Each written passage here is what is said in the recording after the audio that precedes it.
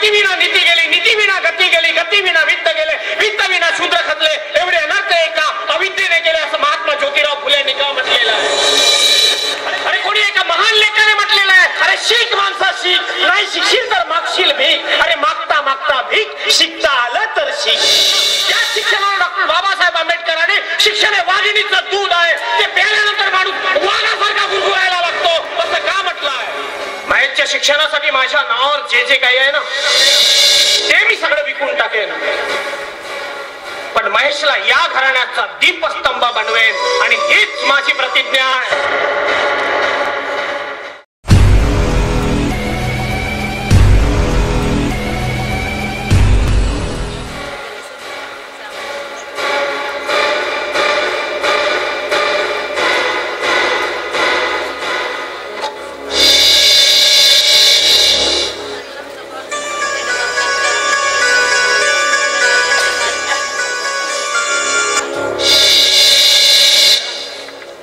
मी आल्याबरोबर सगळेजण स्तब्ध झालात.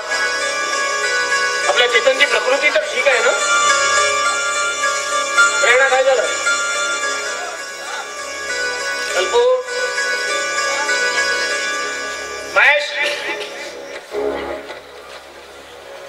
अरे कोणी सांगत का नाही? काय झालं संदीप? काय झालंय? बाबा खरं सांगायचं म्हणजे आपण आपल्या तुटापुंजा कमाईतून या घरातील सगळा खर्च, सगळ्यांच्या शिक्षणाचा खर्च सांभाळतो. त्यातल्या त्यात आपली प्रेरणा लग्नाची झाली आहे, तुलाही कळतं. आणि म्हणून मला असं वाटतं की आपण जमेल तितक्या लवकर प्रेरणाचं लग्न केलेलं. तुझं खरं आहे रे,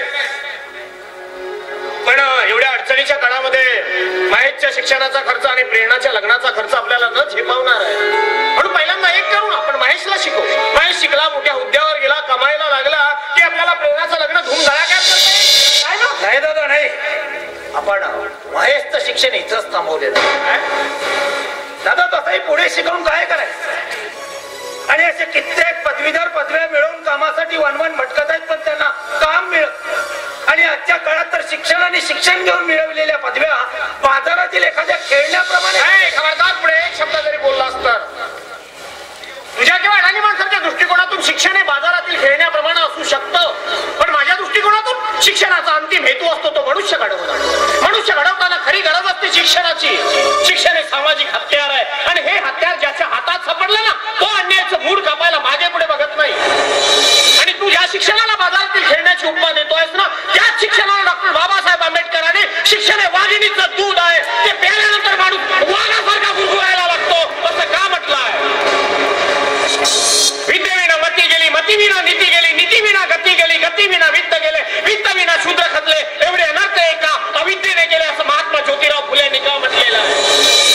अरे कोणी एका महान लेखाने म्हटलेलं आहे, अरे शिक माणसा शिक, नाही शिकशील तर मागशील भीक, अरे मागता मागता भीक, शिकता आलं तर शिक.